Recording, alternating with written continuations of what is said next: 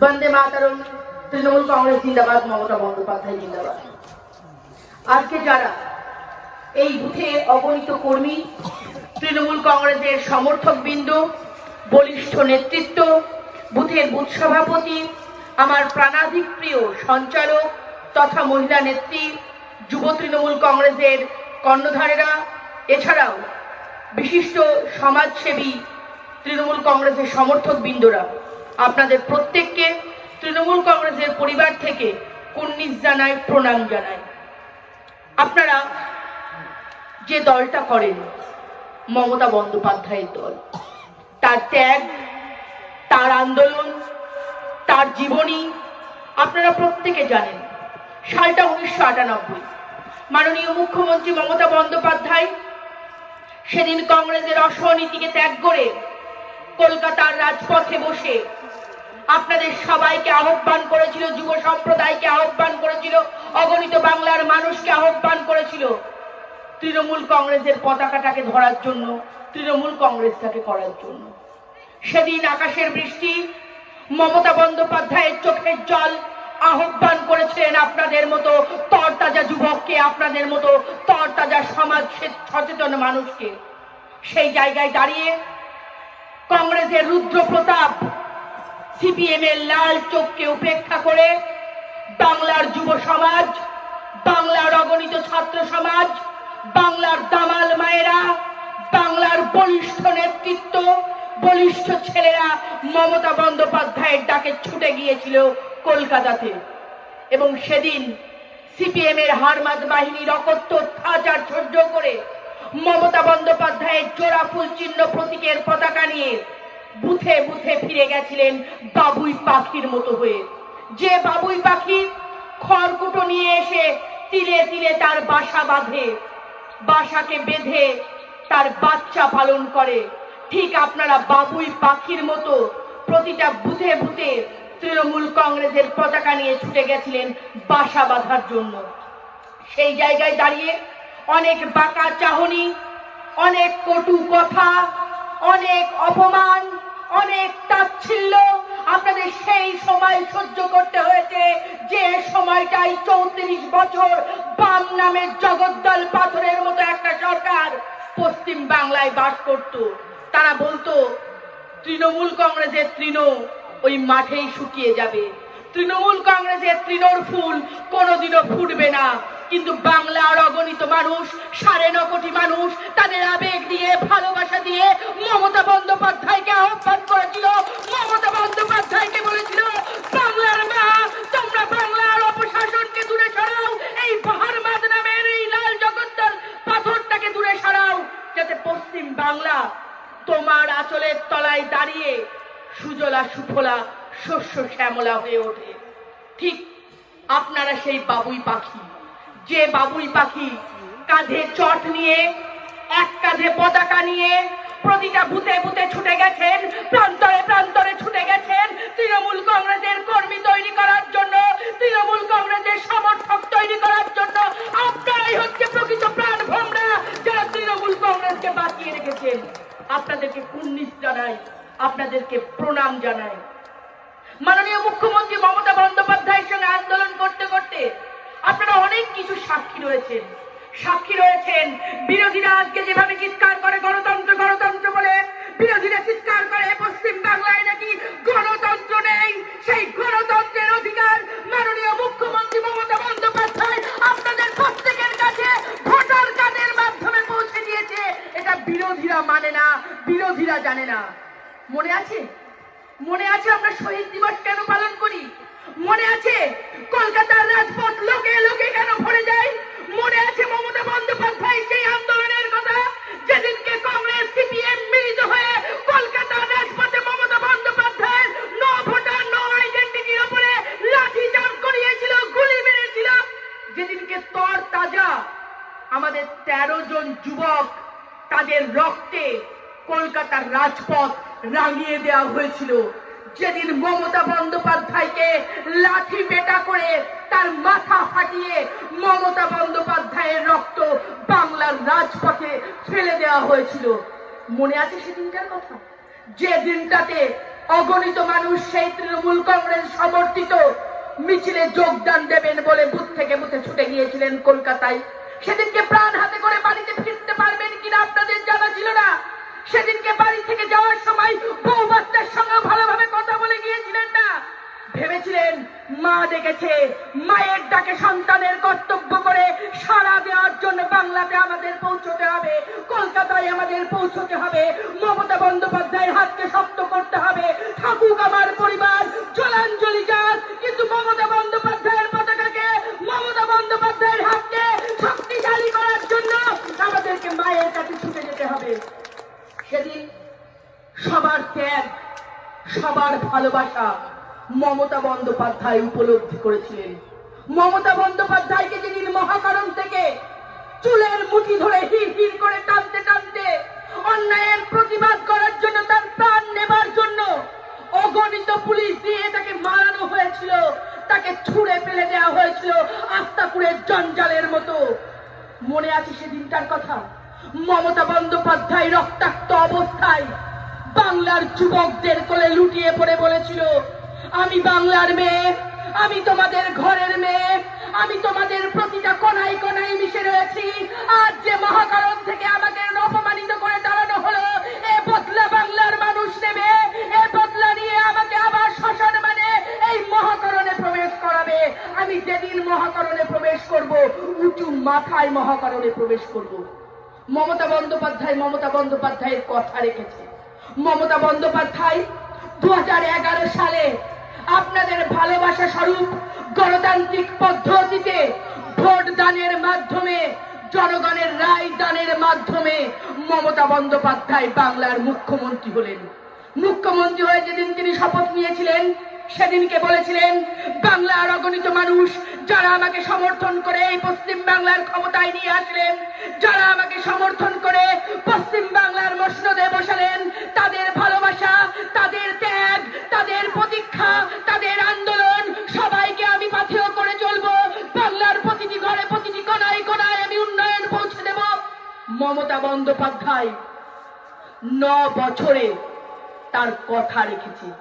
68টি প্রকল্পের মাধ্যমে মমতা বন্দ্যোপাধ্যায় প্রতিটি ঘরে ঘরে পৌঁছে গেছে। কখনো খাদ্য সাথী রূপে, কখনো সবুজ সাথী রূপে, কখনো যুবশ্রী রূপে, কখনো কন্যাশ্রী রূপে, কখনো খাদ্য সাথী রূপে, কখনো গতিধারা রূপে, কখনো আলোশ্রী রূপে, কখনো বা মমতা বন্দ্যোপাধ্যায় আমাদের সমব্যথী রূপে পাশে রয়েছে। এ হলো সেই মমতা বন্দ্যোপাধ্যায় যে বাংলার মানুষের আবেগটাকে বোঝে। এ হলো সেই মমতা বন্দ্যোপাধ্যায় যে বাংলার মানুষকে ভালোবাসে, বাংলার মাটিকে ভালোবাসে, বাংলাটাকে ভালোবাসে। আর 2014 সালে যে সরকারটা ক্ষমতায় আসলো, 2014 সালে অগণতান্ত্রিক পদ্ধতিতে ভোট লুটের মাধ্যমে, ব্যালট বক্স কারচুপির মাধ্যমে, ইভিএম কারচুপির মাধ্যমে যে সরকারটা মসনদে বসলো, দিল্লির সিংহাসনে বসলো, সেই সরকারটা কি করলো? হ্যাঁ, আমি বিজেপি সরকারের কথা বলছি, আমি বলছি ভারতীয় জনতা পার্টির কথা বলছি, আমি বলছি নরেন্দ্র দামোদর দাস মোদীর কথা বলছি। যে সরকারটা 2014 সালে ক্ষমতায় আসার জন্য ইস্তেহার প্রকাশ করেছিল, যে সরকারটা ক্ষমতায় আসার জন্য মরিয়া হয়ে, যে সময়ে বিজেপির পতাকাটা অবিকৃত ছিল, কেউ বিজেপির পতাকা কাঁধে করে বুথের ওপরে ভোট প্রচারে বেরোতো না, তখন মোদি ম্যাজিক, মোদি ঝড়ের নামে বাংলা তথা সমস্ত জায়গায় ভোট প্রচারে নামলেন অন্ধভক্তরা, বিরোধীরা। কি বলেছিল? ভোটের সময় কথা দিয়েছিল, ভারতবর্ষে প্রতি বছর 2 কোটি ছেলের চাকরি দেবে, ভারতবর্ষের মোদী যদি ক্ষমতায় আসে 5 ট্রিলিয়ন অর্থনীতি বৃদ্ধি করবে, ভারতবর্ষের মোদী যদি ক্ষমতায় আসে কৃষকের ইনকাম দ্বিগুণ করবে, ভারতবর্ষে যদি মোদী ক্ষমতায় আসে ভারতবর্ষে বেটিদের সুরক্ষিত করবে, মায়েদের সুরক্ষিত করবে। বলি ভুলে গেছেন সেসব কথা? কোথায় গেল 2 কোটি ছেলের চাকরি দেওয়ার গল্প? কোথায় গেল 5 ট্রিলিয়ন অর্থনীতি বৃদ্ধি করার গল্প? কোথায় গেল মেহনতি খেটে খাওয়া কৃষকদের টাকা দেওয়ার গল্প? কোথায় গেল মায়েদের সম্মান রক্ষার গল্প? কোথায় গেল বেটি বাঁচাও বেটি পড়ানোর গল্প? আপনারা প্রত্যেকে শুনেছেন 2014 সাল থেকে একটা অপদার্থ সরকার যে সরকারটা যখনই মাইক নিয়ে কথা বলে শুধু মিথ্যা প্রতিশ্রুতি দেয়, মিথ্যা কথা বলে। তার প্রথম মিথ্যা কথা, নরেন্দ্র দামোদর দাস মোদী জনগণের জন্য ভাষণ দিতে এলেন। তিনি বললেন, আমি ভারতবর্ষের চৌকিদার, আমি ভারতবর্ষের মানুষ, আমি ফকির আদমি, আমার আগেও কেউ নেই, আমার পিছেও কেউ নেই, তাই আমার চুরি করারও কেউ নেই, আমার 56 ইঞ্চি ছাতি, আমি ভারতকে রক্ষা করব, আমি দেশকে রক্ষা করব। বলি দাদা, যে সময়ে চীন আমাদের জওয়ানকে মেরে দিয়ে চলে যাচ্ছে, যে সময়ে চীন আমাদের মানচিত্র থেকে ভারত ভূমিকে কেটে নিয়ে যাচ্ছে, কোথায় আপনার 56 ইঞ্চি ছাতি যখন নিরস্ত্র জওয়ানদেরকে নরেন্দ্র দামোদর দাস মোদীর সামনে হত্যা করছে, কোথায় তখন আপনি? আপনি বলেছিলেন বেকার ছেলেদের 2 কোটি চাকরি দেবেন, আপনি সমবায় বিক্রি করছেন, আপনি রেল বিক্রি করছেন, আপনি এলআইসি বিক্রি করছেন, আপনি ব্যাংক বিক্রি করছেন। নাজিরপুর ইউনাইটেড ব্যাংকটাও আর নাজিরপুর ইউনাইটেড ব্যাংক নেই, পাঞ্জাব ন্যাশনাল ব্যাংক হয়ে গেছে। 2016 সালের 8ই নভেম্বর রাত 8টার কথা কেউ মনে আছে আপনাদের? এখানে যারা বসে আছেন, আমার মাইকের আওয়াজ যতদূর যাচ্ছে, অন্ধভক্তরা যারা আমাদের কথা শুনছেন, মনে আছে সেদিন নোটবন্দীকরণের মাধ্যমে বলেছিল নরেন্দ্র দামোদর দাস মোদী যে গরিবকে নাকি বড়লোক বানাবে। জনধন যোজনার মাধ্যমে অ্যাকাউন্ট করে প্রত্যেকের অ্যাকাউন্টে নাকি 15 লক্ষ করে টাকা দেওয়া হবে। আমরা ভারতবাসী, তাতে বাঙালি, অল্পতে স্বপ্ন দেখতে ভালোবাসি, তাই আমরা নরেন্দ্র দামোদর দাস মোদীর কথায় স্বপ্ন দেখতে শুরু করেছিলাম কি? ভালো বাড়ি, ভালো গাড়ি, ছেলের জন্য স্মার্টফোন, বইয়ের জন্য গয়না। নরেন্দ্র দামোদর দাস মোদীর 15 লক্ষ টাকার গল্প শুনে আমরা ঘুমিয়ে শান্তি পেয়েছিলাম। কিন্তু যখন সূর্যের দাবদাহে প্রখর রোদে ব্যাংকের সামনে ধর্ণা দিয়ে দাঁড়িয়ে নিজের টাকা গচ্ছিত করতে হয়েছিল ব্যাংকে, যখন টাকা তোলার জন্য বারবার কাতর আর্জি জানাতে হয়েছিল ব্যাংকের ম্যানেজারকে, তখন আমাদের হুঁশ এসেছে, তখন আমরা বুঝতে পেরেছি নরেন্দ্র দামোদর দাস মোদী আমাদের সঙ্গে কি জালিয়াতি করেছিল। কিন্তু একটা মানুষ বলেছিল, একটা বাঙালি বুঝতে পেরেছিল, 5 মিনিটের মধ্যে টুইট করে আপনাদের সবাইকে জানিয়েছিল, বাঙালিকে জানিয়েছিল, ভারতবর্ষের সমস্ত নাগরিককে বলেছিল, সে আর কেউ নয়, সে ওই বস্তির মেয়ে, সে আর কেউ নয় 8 পরা শাড়ি পরা মেয়ে, সে আর কেউ নয় হাওয়াই চটি পরা মেয়ে, সে আর কেউ নয় মমতা বন্দ্যোপাধ্যায়, যার নাম 5 মিনিটের মধ্যে টুইট করে বলে দিয়েছিল আর্থিক কেলেঙ্কারির মধ্যে সব থেকে বড় জালিয়াতি এই নোটবন্দীকরণ। সেদিন মমতা বন্দ্যোপাধ্যায়কে সবাই পাগলি বলেছিল, সেদিন মমতা বন্দ্যোপাধ্যায়কে সবাই বোকা বলেছিলেন, সেদিন মমতা বন্দ্যোপাধ্যায়কে সবাই তাচ্ছিল্য করেছিল। বলছি এ আবার বলে কি? নরেন্দ্র দামোদর দাস মোদী বড়লোককে গরিব বানাবে আর গরিবকে বড়লোক বানাবে, তার জন্য নোটবন্দীকরণ করেছিল। মমতা বন্দ্যোপাধ্যায় কিছু জানে না। আজ বুঝতে পেরেছেন তো? আজ অনুভব করছেন তো? নরেন্দ্র দামোদর দাস মোদী আপনাদের ছাগল বেচা, গরু বেচা, রসুন বেচা, পাট বেচার টাকা আর্থিক ব্যাংকে সাবমিশনের বদলে কি দিয়েছে? আপনাদের টাকা আপনারা ব্যাংকের অ্যাকাউন্টে গচ্ছিত রেখেছেন, সেই টাকা তিলে তিলে ব্যাংকের পানিশমেন্ট স্বরূপ আজ এতে কেটে নিয়েছে, কালকে ওতে কেটে নিয়েছে, কালকে এভাবে কাটছে, কালকে ওভাবে কাটছে, একের পর এক আপনাদের টাকা কেটে কেটে নিয়ে চলে গেছে সরকার। আপনারা হতবাক, কথা পর্যন্ত বলতে পারেননি, আর্জি পর্যন্ত জানাতে পারেননি, কার কাছে বলবেন, কোন সরকারের কাছে বলবেন, আপনারা কিছুই বুঝতে পারেননি। আজকে আমাদের নাকের নিচ দিয়ে সমবায় সমিতিগুলো বিক্রি হয়ে গেল, আমরা জানতে পারলাম না। আমরা ঘুমিয়ে আছি এখনো, আমরা ঘুমিয়ে আছি তখনও যখন রেল বিক্রি হয়ে যাচ্ছে। আমি বর্ষ কপালীর মেয়ে, আমি আপনাদের মতো সম্প্রদায়ভুক্ত লোক, আমি আপনাদেরকে একটা কথা বলে যেতে চাই। আজকে এই বুথের উপরে দাঁড়িয়ে আপনাদের প্রত্যেকের ঘরে ঘরে ছেলে আছে যারা পড়াশোনা করে তিলে তিলে নিজেদের মেরুদণ্ড খাড়া করে নিজেদেরকে সমাজের বুকে প্রতিষ্ঠা করার জন্য কেউ কোচিং করছে, কেউ পড়াশোনা করছে। ভাবতে পারছেন? তাদের দু চোখে একটা স্বপ্ন ছিল, স্বপ্নটা হচ্ছে কোচিংয়ের মাধ্যমে পড়াশোনা করে কিছু পয়সা রোজগার করে আমাদের নিজেদেরকে শক্তিশালী করে আগামী দিনে রেলের পরীক্ষা দিয়ে আমরা সেই চাকরি পেয়ে নিজেদের পরিবারকে সামলাবো, মা বাবাকে সামলাবো, বোনকে সামলাবো, নিজের সংসার সামলাবো। আর সেই রেল, সেই ট্রেন চোখের সামনে দিয়ে বাঙালির নাকের নিচ দিয়ে নিয়ে গিয়ে বিক্রি করে দেয়া হলো। যে ঐতিহ্যকে বাঁচানোর জন্য আমরা লড়াই করেছি, নেতাজি প্রাণ দিয়েছেন, আমাদের বিনয় বাদল দিনে হাসতে হাসতে ফাঁসি কাটে উঠেছে। সেই ঐতিহ্য একের পর এক এসে নরেন্দ্র দামোদর দাস মোদী আজ শেষ করতে বসেছে। নরেন্দ্র দামোদর দাস মোদী কথায় কথায় কংগ্রেসের দিকে আঙুল তোলে, কথায় কথায় সোনিয়া গান্ধী, নেহেরু, ইন্দিরা গান্ধী, রাহুল গান্ধীর কাছে কৈফিয়ত চাই, ৭০ বছরের হিসাব চাই। অথচ নরেন্দ্র দামোদর দাস মোদী ৭০ দিনের পিএম কেয়ারের ফান্ডের হিসাব দিতে পারে না। এই তো হচ্ছে আসল চৌকিদার, এই তো হচ্ছে চৌকিদার। আজকালকার দিনে প্রতিটা গলিতে গলিতে আওয়াজ উঠবে, গলি গলি মে শোরে চৌকিদার চোর হে, গলি গলি মে শোরে নরেন্দ্র মোদী চোর হে। কারণ নরেন্দ্র দামোদর দাস মোদী ভারতবর্ষের সমস্ত টাকা লুট করে নিয়ে যাচ্ছে। আর দেখুন, গুজরাটে দাঁড়িয়ে যারা যারা টাকা মেরে দিয়ে বিদেশে পালিয়ে গেছে, প্রত্যেকে নরেন্দ্র দামোদর দাস মোদীর মোদী টাইটেল যুক্ত। নীরব মোদী হাজার হাজার কোটি টাকা লোন নিয়ে বিদেশে পালিয়ে গেল, তার নামও মোদী। সরব মোদী হাজার হাজার কোটি টাকা ঋণ নিয়ে পালিয়ে গেল, তার টাইটেলও মোদী। ললিত মোদীর টাইটেলটাও মোদী। মোদী নামের লোকগুলোই ভারতবর্ষের টাকা লুট করে বিদেশে পালিয়ে যাচ্ছে, আর আমাদের অপদার্থ প্রধানমন্ত্রী সেটা গোপে তাও দিতে দিতে দেখছে, আর ফ্যাশন ডিজাইনের কাছ থেকে ভালো ভালো জামা কাপড় পরছে। উনি আমাদের শেখাচ্ছেন, ভারত তুমি আত্মনির্ভর হও। ভারতবর্ষ কবে পরনির্ভর ছিল?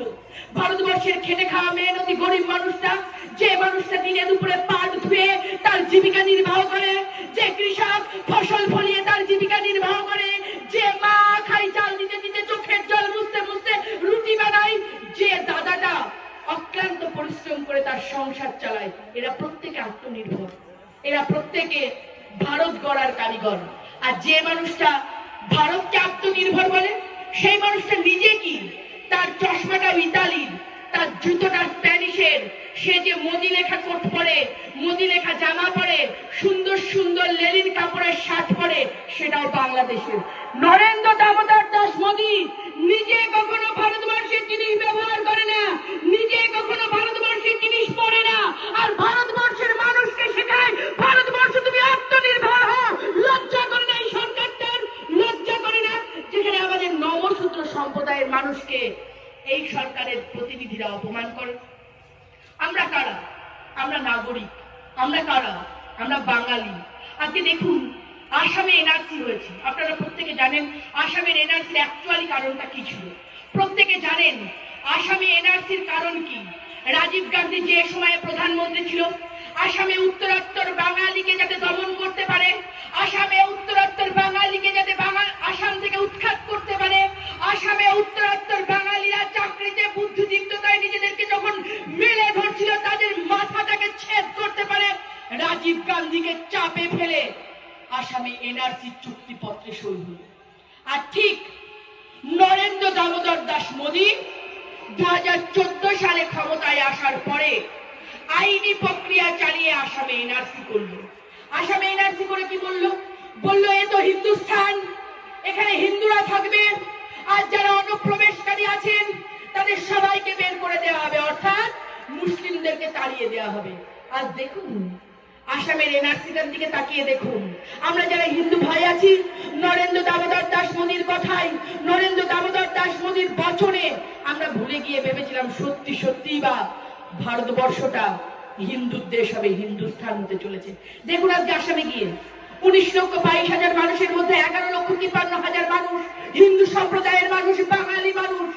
কোথায় আছেন আপনারা? আজ তারা ডিটেনশনে ক্যাম্পে। তারা নাকি বলছে বাংলায় এনআরসি করবে এবং বাংলার থেকে সকলকে অনুপ্রবেশকারীদের উৎখাত করবে। আমরা তারকাটার ওপার থেকে এসেছিলাম এখানে বসত বাড়ি করতে। অক্লান্ত পরিশ্রম, অকথ্য অত্যাচার সহ্য করে যখন ভারতবর্ষে নিজেদেরকে প্রতিষ্ঠা করার জন্য আসলাম, তখন আজকে এত বছর পরে আমাদেরকে শুনতে হচ্ছে আমরা অনুপ্রবেশকারী। আমাদেরকে দেখাতে হবে কাগজ, তবেই নাকি আমরা ভারতবর্ষের নাগরিক। তবে আজ পর্যন্ত আমরা নিজের রক্ত, আমরা নিজের ঘাম, আমরা নিজের পরিশ্রম সমস্ত কিছু উদযাপিত করে দেশ গড়ার জন্য, জাতি গড়ার জন্য, গ্রাম গড়ার জন্য কষ্ট করে সকল কিছু করলাম। তাহলে আমরা কারা? এরা অ্যাকচুয়ালি যারা যারা বাংলায় কথা বলে সবাইকে বাংলাদেশি ভাবে। আপনারা দেখবেন ট্রেনে বাসে যখন সফর করছেন, যখন নন বেঙ্গলি দেশগুলোতে যাবেন, তখন যখন গিয়ে বাংলায় কথা বলবেন আপনাদেরকে ঠিক এইভাবে বাঁকা চোখে তাকিয়ে বলবে, বাংলায় কথা বলছেন, আপনারা বাংলাদেশি। মানে আমরা বাংলায় কথা বলি, আমরা পশ্চিম বাংলার লোক, আমাদেরকে এরা পুনজোরে তাকিয়ে বলে আমরা কিনা বাংলাদেশি। আগামী দিনে এই বাংলা বুঝিয়ে দেবে নরেন্দ্র দামোদর দাস মোদীকে। বাংলার মানুষকে দিলীপ ঘোষের মতো অপদার্থ লোক যখন কুকুর ছাগল বলে, 2 টাকা কেজি দরে চাল মমতা বন্দ্যোপাধ্যায়ের খেয়ে যখন বিরোধীরা মমতা বন্দ্যোপাধ্যায়ের কুৎসা করার জন্য বেরোয়, তখন কিনা দিলীপ ঘোষ প্রেস মিটিং করে, তখন কিনা দিলীপ ঘোষ মাইক ধরে বলে বাংলায় যারা 2 টাকা কেজি দরের চাল খায় তারা কুকুর ছাগল। বলি ভাইরা, বলি দাদারা, বোনেরা, আমরা কি কুকুর ছাগল? আমাদের কি গণতান্ত্রিক অধিকার নেই? আমাদের কি সম্মান নেই? আমাদের মৌলিক অধিকার নেই? তার যে মানুষটা বাংলার মানুষকে কুকুর ছাগল বলে অপমান করছে, আগামী দিনে গণতান্ত্রিক পদ্ধতিতে ভোট দানের মাধ্যমে সেই সরকারটাকে সুদে আসলে বুঝিয়ে দিতে হবে বাঙালিরা কুকুর ছাগল নয়। বাংলা গর্জন করতে পারে, বাংলা তর্জন করতে পারে, বাংলা নিজের অধিকার অর্জন করতে পারে। তাই আসুন বাঙালি হয়ে জাগুন, বাঙালি সচেতন নাগরিক হয়ে জাগুন, যাতে আগামী দিনে বাংলার থেকে বাঙালি প্রধানমন্ত্রী চাই। আমাদের বাপ ঠাকুরদার যে স্বপ্ন ছিল, নেতাজি সুভাষচন্দ্র বসুকে নিয়ে দেখেছিল, প্রণব মুখার্জিকে নিয়ে দেখেছিল, মাননীয় মুখ্যমন্ত্রী মমতা বন্দ্যোপাধ্যায়ের দ্বারাই সেই বাংলার প্রধানমন্ত্রী, বাঙালি প্রধানমন্ত্রীর স্বপ্ন যেন পূর্ণ করতে পারি। আমাদের মেরুদণ্ড সব সময় খাড়া রেখে চলি আমরা। আমাদের মাথা, বাঙালির মাথা কোন সময় কারোর কাছে নোয়ায় না। সেটা নেতাজি বুঝিয়ে দিয়েছে, সেটা রবীন্দ্রনাথ বুঝিয়ে দিয়েছে, সেটা জীবনানন্দ দাশ বুঝিয়ে দিয়েছে, সেটা নজরুল বুঝিয়ে দিয়েছে। এ বাংলার মাটি শক্ত ঘাঁটি, এ বাংলার মাটি রবীন্দ্রনাথের মাটি, এ বাংলার মাটি নজরুলের মাটি, এ বাংলার মাটি জীবনানন্দ দাশের মাটি, এ বাংলার মাটি বাঙালির মাটি, এ বাংলার মাটি মমতা বন্দ্যোপাধ্যায়ের মাটি। আর এই বাংলাকে যারা কুনজরে দেখবে, এই বাংলার দিকে যারা আঙুল তুলবে, বাংলার বাঘিনী, বাংলার মুখ্যমন্ত্রী, বাংলার মা সে আঙুল ভেঙে দেবে, সে চোখ উপড়ে নেবে। একটা কথা বলি, আমরা জাতিতে নমসূত্র, আপনারা যারা এখানে বসে আছেন এই বুথের বেশিরভাগ মানুষ নমসূত্র সম্প্রদায়ের মানুষ। আমরা ঠাকুর বাড়িকে মাথায় করে রাখি। বড় মা বীণাপাণি দেবী আমাদের কাছে ঈশ্বর সমতুল্য। তার ঘরে, তার পরিবারের সমস্ত লোক আমাদের প্রতিনিধিত্ব করে, আমাদেরকে সাদরে আহ্বান করে, সাদরে বলে বাংলায় উঁচু হয়ে বাঁচার জন্য, দলিত সম্প্রদায়ের নামটাকে ঘুচিয়ে আগামী দিনে যোগ্য জায়গায় পৌঁছানোর জন্য। সেই ঠাকুর বাড়িকে নিয়ে কত বড় নোংরামি করলো আপনারা দেখেছেন তো? আপনারা জেনেছেন তো? 5 তারিখে রামনবমীর নামে, রাম পুজোর নামে যে ভূমি উদ্বোধনের নামে সভা করলো, আপনারা জানেন তো? শুনেছিলেন তো?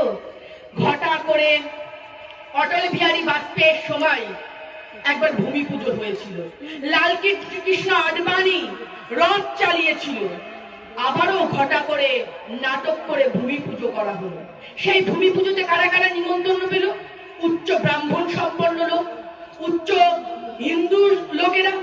আবারও আমাদেরকে দলিতদেরকে অপমান করা হলো। মেনে নিলাম আমরা দলিত, আমরা ছোঁয়ার যোগ্য নয়, আমরা পাশে বসার যোগ্য আমাদের নেই, আমাদের অধিকার নেই তাদের সাথে বসে পুজো করার। কিন্তু আমাদের ঠাকুর বাড়িকে অপমান করার সাহস ওদেরকে দিল। যে ঠাকুর বাড়ির মাটি জল পাঠানো হলো, যে ঠাকুর বাড়ি নিয়ে বারবার বাংলায় এসে রাজনীতি করে, যে ঠাকুর বাড়িকে দেখিয়ে বিজেপি বারবার তর্জন করে, বারবার গর্জন করে আগামী দিনে নাকি পশ্চিম বাংলাতে তারা ক্ষমতায় আসতে চলেছে, 2021 সালে নাকি বিজেপি ক্ষমতায় আসবে, সেই ঠাকুর বাড়িকে যখন অপমান করলো আপনাদের বুকে বাঁধলো না, আপনাদের গায়ে বাঁধলো না। যখন মাটি ফিরিয়ে দিল, যখন জল ফিরিয়ে দিল, অপমান করে কুকুরের মতো আমাদেরকে তাড়িয়ে দেওয়া হলো। চোখের জল পড়েছিল, চোখের জল কাপড়ে মুছে সেদিনকে অনেক মা, অনেক ভাই, অনেক দাদা, অনেক কাকা শপথ নিয়েছে আগামী দিনে ওই পদ্ম ফুলের শিকড় শুদ্ধ উপরে যদি গুজরাটে না পাঠাতে পারে, তাহলে বাঙালি সম্প্রদায়ের নামে, নমসূত্র সম্প্রদায়ের নামে সকলে শপথ বাক্য গ্রহণ করেছে। আপনাদেরকে আসতে হবে এগিয়ে, আপনাদেরকে ছুটে আসতে হবে মমতা বন্দ্যোপাধ্যায়ের কাছে।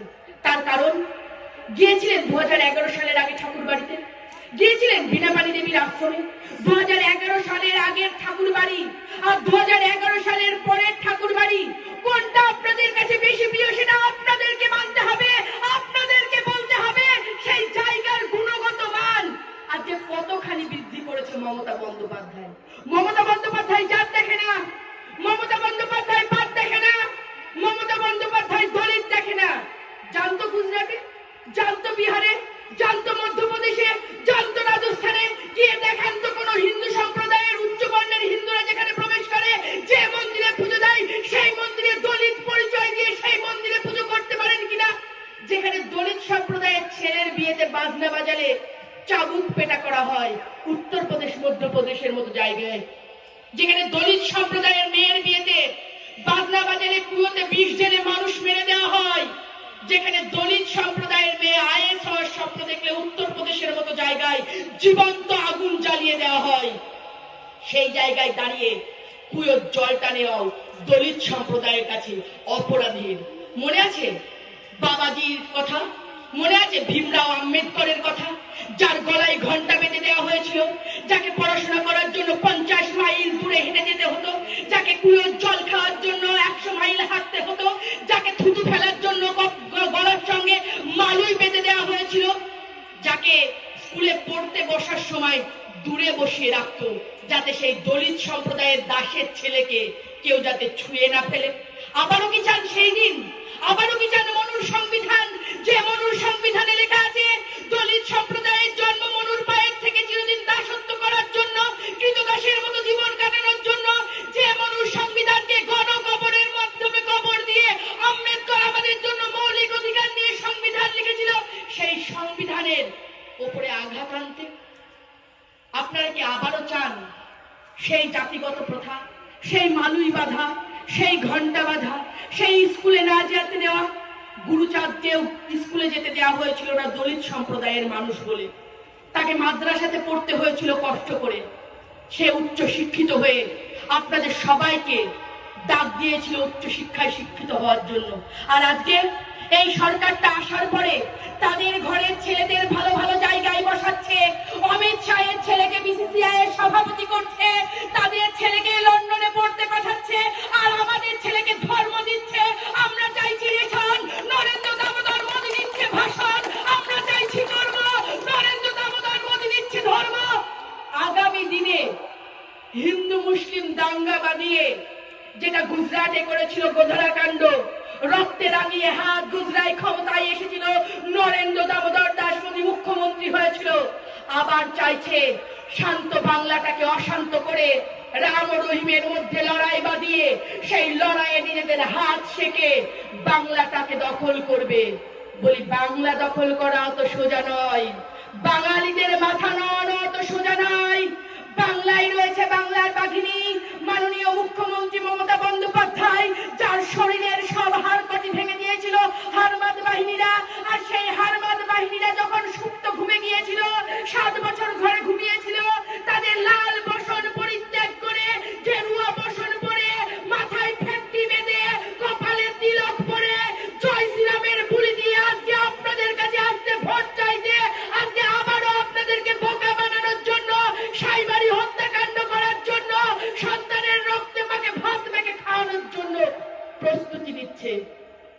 প্রস্তুতি নিচ্ছে লড়াইয়ের, প্রস্তুতি নিচ্ছে আবারও গণকবর দেওয়ার, প্রস্তুতি নিচ্ছে সেই দিন ফিরিয়ে আনার 2011 সালের সেই চোখ রাঙানি লাল দিন। কেননা এদের ভিতরটা সেই এখনো লাল, উপরটা শুধু কমলা। দেখুন গিয়ে, দেখুন ভোটের আগে সিবিআই ইডি দিয়ে যাদেরকে বলে ভাগ মুকুল ভাগ, আর আজকে বলে মুকুল মেরে দল মে আ গয়া, মুকুল গঙ্গা জল পানি সে ধোলো, দুধ সে ধোলো, মুকুল তো পরিষ্কার হয়ে গেছে। এটাই হচ্ছে এদের চরিত্র। একটা ছোট্ট গল্প বলি আপনাদের। একটা গাছ ছিল, গাছে আপেল ধরেছিল, তো সেই গাছে বাস করতো একটা বানর। সেই বানর গাছের আপেল খেত আর সেই গাছেই থাকতো।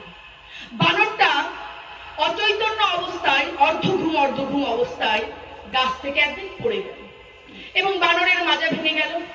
বানর আর উঠতেও পারে না, চলতেও পারে না, দুলতেও পারে না, হেলতেও পারে না, তো গাছতলায় বসে থাকে।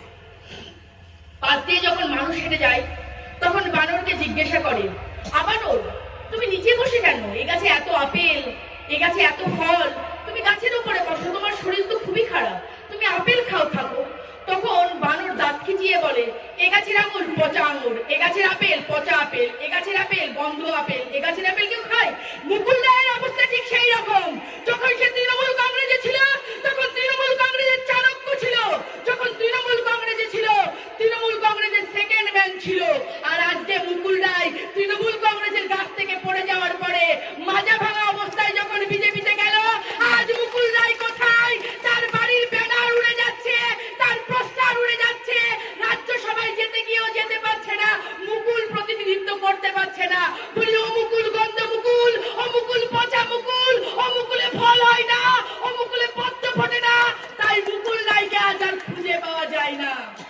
আগামী দিনে দেখুন মুকুলের মতো কত মুকুল বিজেপির থেকে ঝরে পড়বে, আর তৃণমূলের ছাট মাল নিয়ে, তৃণমূল পার্টির কর্মী নিয়ে বিজেপি যদি মনে করে 2011 সালে পশ্চিম বাংলায় ক্ষমতায় আসবে, তো বাঙালিরা হাততালি দিয়ে তাদেরকে শাড়ি পরিয়ে চুড়ি দিয়ে আহ্বান করবে, বলবে এসো বাংলায় এসো, বাংলার পুরুষরা এত কমজোর নয়, তোমাদের মতো গুজরাটিকে ভাড়া করে এনে, তোমাদের মতো অমিত শাহের মিথ্যা স্বপ্ন দিয়ে আমাদের বাংলা গড়তে হবে।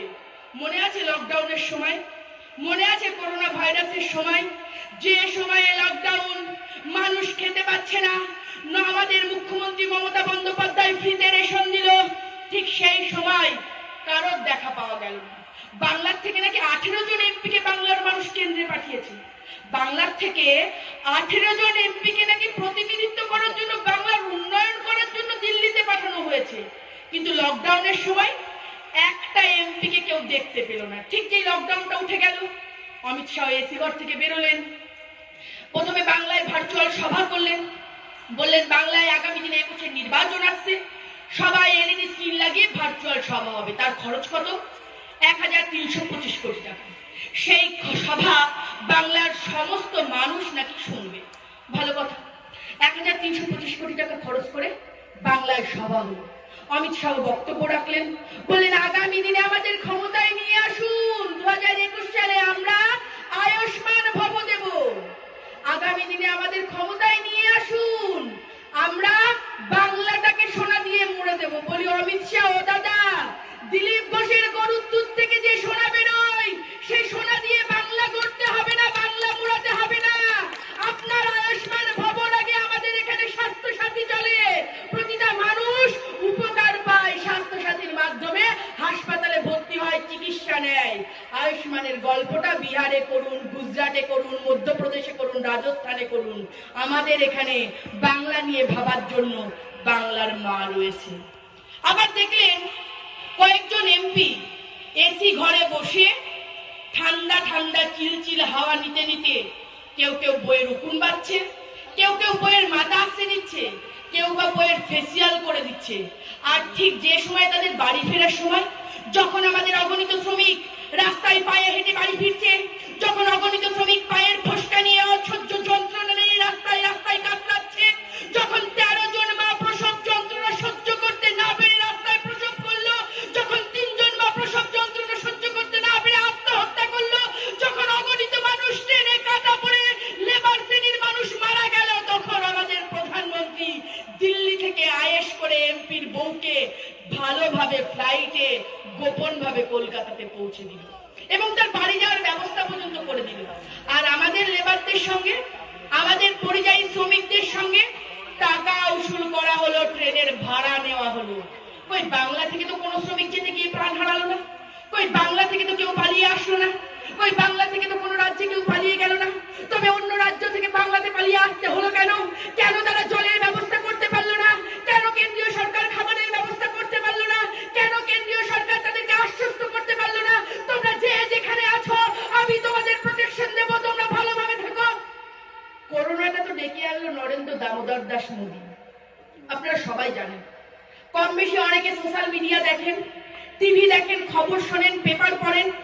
যখন ভারতবর্ষের অর্থনীতি নোটবন্দির কারণে ভেঙে পড়ছে, যখন 3000 কোটি টাকা খরচ করে প্রাসাদ টাইপের মূর্তি সেখানে বসানো হচ্ছে, সবাই বলেছিল ভারতবর্ষের অর্থনীতি আজ ভেঙে পড়ছে, ভারতবর্ষের জিডিপি ভেঙে পড়ছে।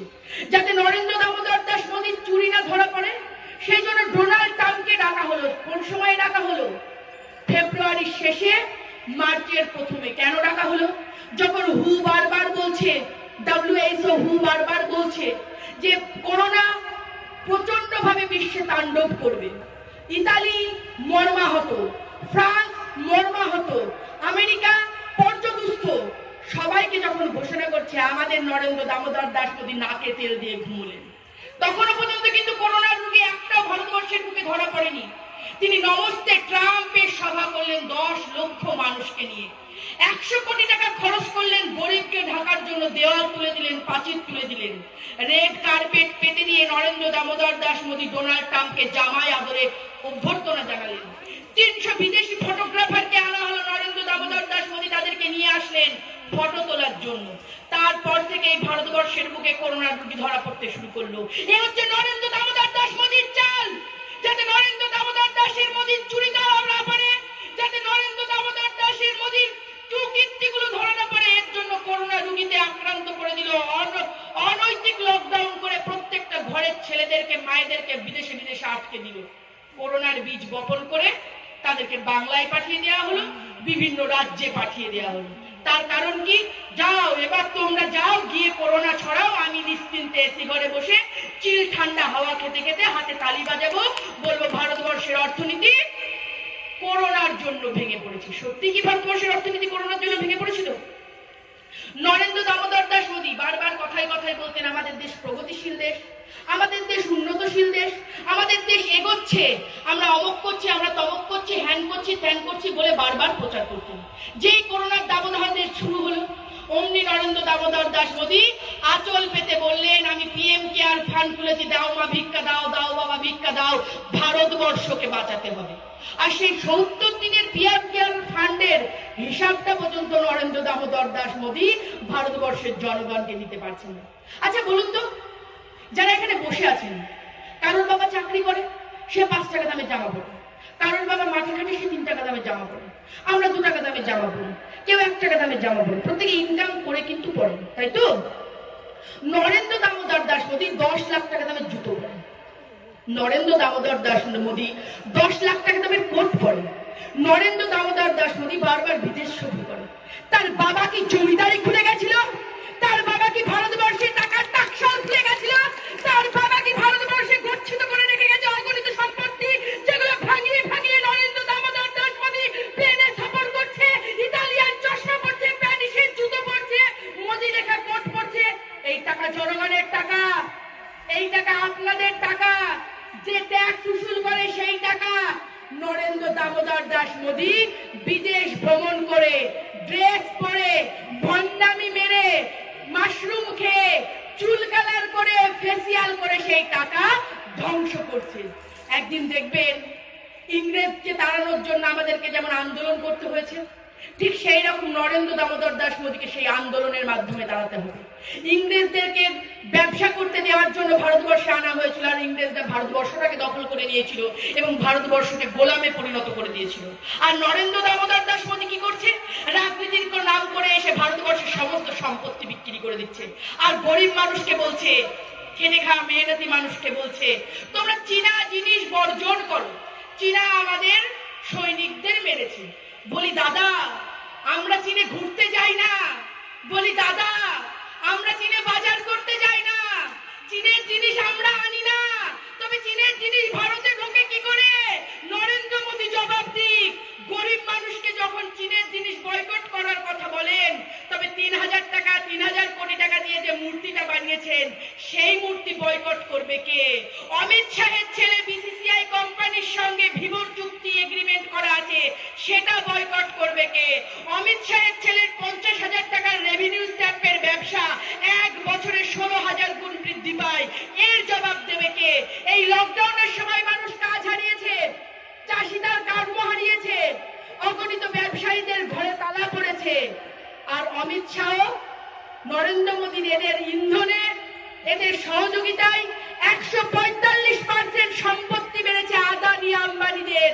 শুনুন, আপনাদের পেছনে যে টাইটেলটা রয়েছে, কারোর সরকার, কারোর বিশ্বাস, কারোর মন্ডল, কেউ বা হাজরা, কেউ বা সাহা, কারোর পেছনে তো আদানি আম্বানি আপনাদের লেখা নেই। তাই আপনারা বললে কোনো আসে যায় না নরেন্দ্র দামোদর মোদী। আদানি আম্বানিদের বাঁচাতে হবে, কারণ আদানি আম্বানিরা ভোটের সময় নরেন্দ্র মোদীকে টাকা দেবে, আমরা তো দিতে পারবো না। তাই নরেন্দ্র দামোদর দাস মোদী আদানি আম্বানিদের পছন্দ করে, তাদের রিলায়েন্সের ব্যবসা খুলে দেয়, জিওর ব্যবসা খুলে দেয়, তাদের সম্পত্তি বৃদ্ধি করে, আর চাষার ঘরের টাকা ব্যাংকের মাধ্যমে কেটে নিয়ে যায়। এই হচ্ছে নরেন্দ্র দামোদর দাস মোদী, এই তার চরিত্র। আসুন, বাংলার জনগণ, বাংলার সমস্ত মানুষ যারা আপনারা আছেন, প্রতিবাদে গর্জে উঠুন, প্রতিবাদ করুন, শক্তভাবে মমতা বন্দ্যোপাধ্যায়ের জোড়া ফুল চিহ্ন পতাকাটাকে হাতে নিয়ে বুথে বুথে পৌঁছে যান। আগামী দিনে এই পদ্ম ফুলের নামে, জয় শ্রীরামের নামে যারা ভোট চাইতে আসে, তাদের গণতান্ত্রিক ভাবে সপাটে আপনাদের চড় মারতে হবে। বলি, যারা বয়স্করা আছেন এখানে বসে, যাদের বয়স প্রায় 60-70 ছুঁই ছুঁই, কটা দল দেখেছেন বলুন তো? সিপিএম দেখেছেন, কংগ্রেস দেখেছেন, বিভিন্ন দল আপনারা দেখেছেন, তাই তো? আরো আনুষঙ্গিক আঞ্চলিক দল ছিল, অমুক দল ছিল। আজ পর্যন্ত কোন দলকে ঈশ্বরের নাম করে ভোট চাইতে দেখেছেন? দেখেননি তো। এরা সীতার স্বামীর নামে ভোট চাইবে। কার নামে ভোট চাইবে? সীতার স্বামীর নামে ভোট চাইবে, আর নিতার স্বামীকে বড়লোক করবে। অর্থাৎ রামের নামে ভোট চেয়ে আদানি আম্বানিদের বড়লোক করবে। তাই বলি, আগামী 2021 সালে মমতা বন্দ্যোপাধ্যায়ের হাতকে শক্ত করুন, শক্তিশালী করুন, যাতে মমতা বন্দ্যোপাধ্যায় 68টি প্রকল্পের মাধ্যমে বাংলার জনগণের পাশে যেভাবে দাঁড়িয়েছে, আগামী দিনে আরো প্রকল্প করে আপনাদের পাশে দাঁড়িয়ে আপনাদেরকে মজবুত করতে পারে, বাঙালিকে মজবুত করতে পারে, বাংলাকে মজবুত করতে পারে। তাই আহ্বান করছি, 2021 সালে ভোটটা তৃণমূল কংগ্রেসকে, নাহলে কিন্তু আবার পস্তাতে হবে। বলতে হবে, কাকে ভোট দিলেন কাকা? পেট্রোলের দাম 80 টাকা। কাকে ভোট দিলেন কাকা? ডিজেলের দাম 75 টাকা। কাকে ভোট দিলেন কাকা? গ্যাসের দাম 800 টাকা। সারা জীবনের পস্তানি যদি পস্তাতে না হয়, তাই 21 সালে মমতা বন্দ্যোপাধ্যায়ের উপরে ভরসা রাখুন, আস্থা রাখুন মমতাতেই, ভরসা রাখুন মমতাতেই, গর্ব করুন মমতাকে নিয়ে। কারণ আপনার ঘরের মেয়েরা আজ কন্যাশ্রী, আপনার ঘরের মেয়েরা আজ রূপশ্রী, আপনার ঘরের ছেলেরা আজ গতিধারা, আপনার ঘরের পরিবারের সদস্য আজ উৎকর্ষ বাংলা, আপনার ঘরে খাদ্য সাথী, আপনার ঘরে সবুজ সাথী, আপনার ঘরের সবুজশ্রী, আপনার ঘরে স্বাস্থ্য সাথী, আপনার ঘরে আনন্দধারা। মমতা বন্দ্যোপাধ্যায়ের উন্নয়নের জিগির করতে গেলে সকাল থেকে রাত হয়ে যাবে, মমতা বন্দ্যোপাধ্যায়ের উন্নয়নের জিগির ফুরবে না। আজকে আইসিডিএস মমতা বন্দ্যোপাধ্যায়, খাবার দিচ্ছে মমতা বন্দ্যোপাধ্যায়। আজ স্কুল কলেজে ব্যাগ দিচ্ছে, স্কুল কলেজে মিড ডে মিল দিচ্ছে, তাও মমতা বন্দ্যোপাধ্যায়। কোথায় নেই মমতা বন্দ্যোপাধ্যায়? ডান দিকে তাকাবেন মমতা, বাঁ দিকে তাকাবেন মমতা, সামনে তাকাবেন মমতা, পেছনে তাকাবেন মমতা, মমতা মমতা মমতা, শুধু মমতাই দেখতে পাবেন বাংলায়। তাই বাংলার মানুষ আগামী 2021 সালে নির্বাচনে মমতা বন্দ্যোপাধ্যায়কে বিপুল পরিমাণে গণতান্ত্রিক ভোট দিয়ে, বিপুল পরিমাণে সিট দিয়ে বাংলার ক্ষমতায় আসার জন্য আপনাদেরকে আহ্বান জানিয়ে গেলাম। জয় হিন্দ, বন্দে মাতরম, তৃণমূল কংগ্রেস জিন্দাবাদ, মমতা বন্দ্যোপাধ্যায় জিন্দাবাদ। নমস্কার।